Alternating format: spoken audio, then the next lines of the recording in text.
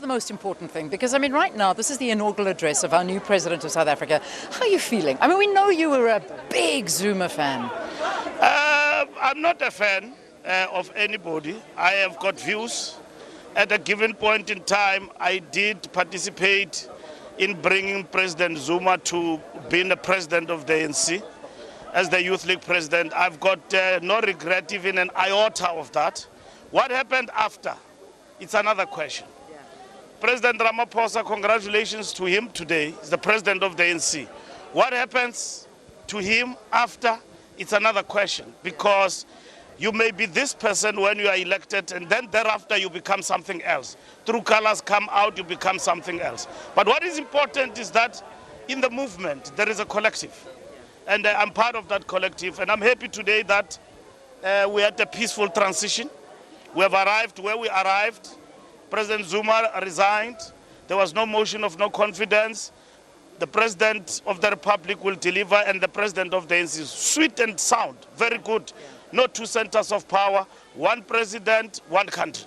And that's what's important, because I can imagine that you were on standby for any eventuality. I mean, being in the police, if there was violence that broke out, obviously this falls under your domain, but South Africa seems to have taken this very peacefully. It is peaceful. I mean, even the police you see in the streets, I mean, it is peaceful, it is quiet.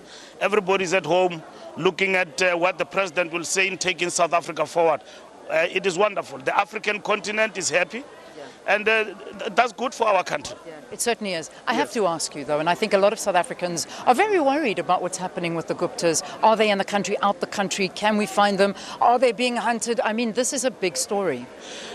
Look, I can't talk about suspects. We have arrested people, 8 till this far. There are 13 of those who are supposed to be arrested all in all.